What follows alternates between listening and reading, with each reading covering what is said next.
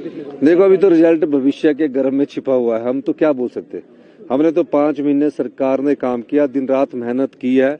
इस प्रदेश को आर्थिक बदहाली के रास्ते पर पहुंचाने वाली भारतीय जनता पार्टी है।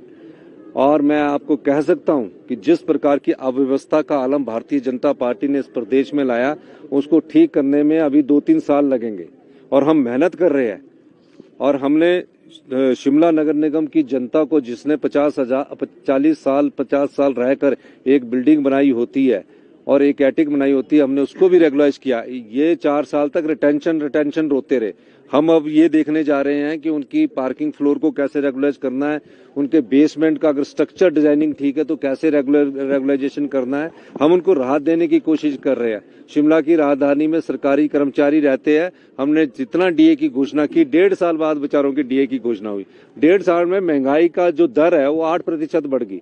हमने 3% डीए की किस्त भी दी और कहा कि आने वाले समय में और हम कड़े फैसले लेके अपनी अर्थव्यवस्था को हम बढ़ाएंगे, अपने राजस्व को बढ़ाएंगे। और उनका एरियर भी दिया।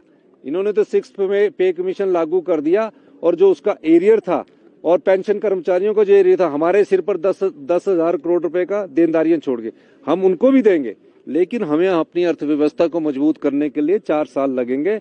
और इसीलिए मैं बार बार कह रहा हूं कि हम दिन रात मेहनत कर रहे हैं। हम अपने अधिकार है, हिमाचल के लोगों के अधिकार है, जहां और प्रदेश बैठे हुए हैं, हम उनकी लड़ाई भी लड़ेंगे। 40 साल तक इस अधिकारों की लड़ाई के लिए किसी ने नहीं सोचा, हम सोच रहे हैं। हमने शराब की ठेकों की नीलामी से 750 करोड़ रुपए अधिक कमाया। वाटर सेस से हम पैसा के बारे में सोच रहे हैं। तो हम प्रदेश की आय भी बढ़ाना चाहते हैं, अपने अधिकारी, कर्मचारी, किसान, महिलाओं को भी उनके अधिकार देना चाहते हैं। हम इस दृष्टि से कार्य करते हैं। सर, कर्नाटक में चुनाव है, आप